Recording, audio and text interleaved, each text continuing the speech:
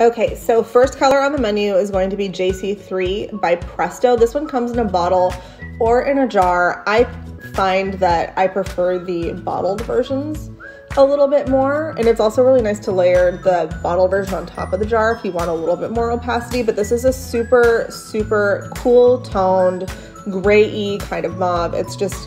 It's perfect for the overall like 80s business biatch aesthetic that we're going for. So we're gonna lay that down first on all 10 nails.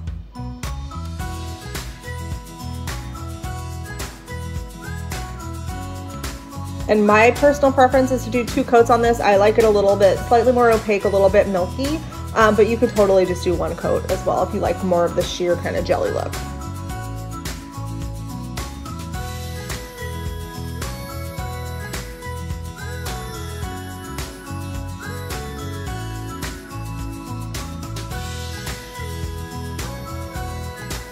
All right, next color on the menu is going to be Strawberry Latte by Cocoist. This is the prettiest creamy neutral pink, and this brush that you're seeing right here, that's just the color gel brush from Rika Gel. So I'm just gonna pick up just a teensy bit of this Strawberry Latte, just kind of work it into my brush, and then I'm just gonna do a couple of brush strokes, you know? I keep it centered. I personally like to do the same like directionality for each hand, but you can totally mix it up. It's up to you. I've done that as well. But just a little swipey swipe. You just kind of want to make sure that it's going to have this really cool background effect. So it doesn't have to be perfect. You just don't want it too thick.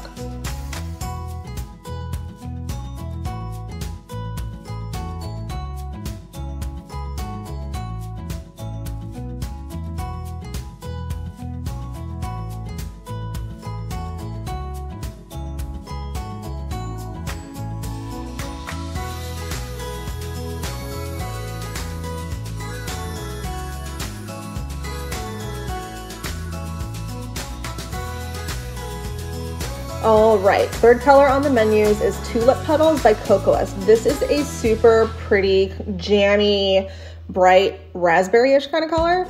And we're just gonna kind of smoosh that around. Once again, I like to kind of mix up the direction, you know, keep the directionality the same on all the nails, just create a little bit more flow, but you can do whatever you want. These are mostly background pieces. They're not really the showstoppers. They're just kind of the things that add a little bit more depth and interest to the overall design. So have fun, use the edge of your brush to kind of feather some of the edges if you want to. You can keep it a little more opaque in certain spots. That's all the fun of it. There's really no wrong way to do this.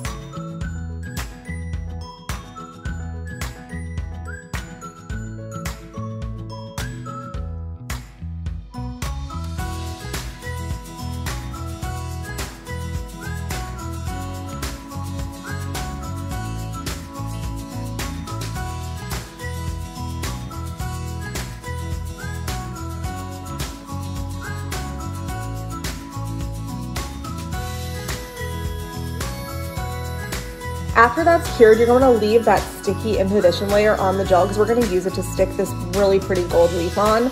Gold leaf is like my favorite and least favorite thing to work with.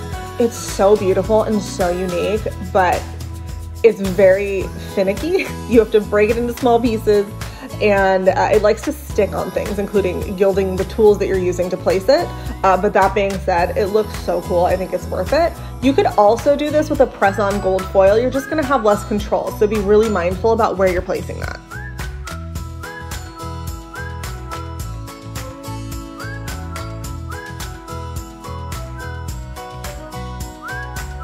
You may notice that I'm using my fingertip to kind of secure the edges of the gold leaf.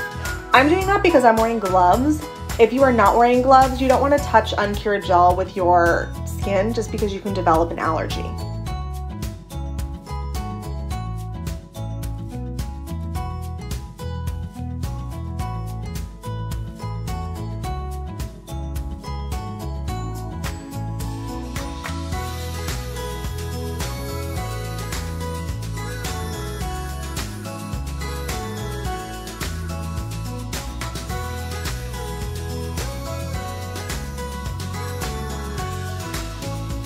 Once your gold leaf is placed where you want it, you're gonna wanna use a clear gel that you can build easily on top of and do a nice thin layer, just do a quick encapsulation of that gold leaf.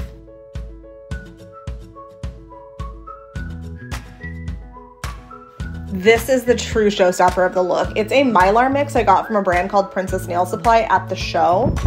It wasn't that expensive. I think you can find it online, but I'm not entirely sure what the color is called. It's just a light Mylar mix. And we're gonna place this in a balanced but random way. So we want it to look random, but we don't want it to be random. We wanna make sure that we're looking at the nails from all angles to make sure that it doesn't look like things were placed poorly versus things are placed in a cool way.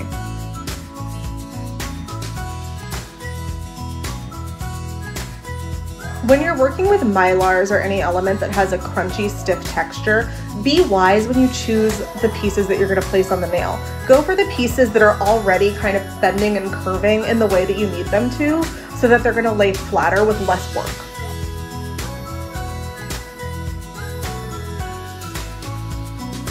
Once everything is placed and pretty, you're gonna go ahead and encapsulate the whole design. This step is a little bit more advanced if you're not kind of used to working and building with gels, but with practice, it's totally something that can be mastered. You just wanna make sure that you're building up just enough to add a little bit more shape to the nail, but also just enough to encapsulate, because these are gel nails. We don't want them to be super thick and clunky. We want them to be nice and streamlined.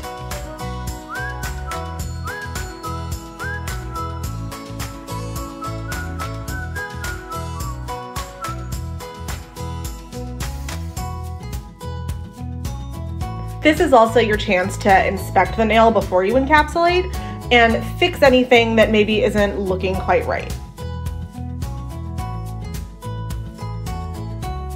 Once you're done with the encapsulation, you can go ahead and wipe off the inhibition layer with alcohol and then go in with your file and your buffer to shape the nail. So if there's any parts that are too bulbous or misshapen, or you can still feel texture, you just want to go ahead and get that nice and smooth. And then once that's done, wipe away your debris and top coat, and you're done.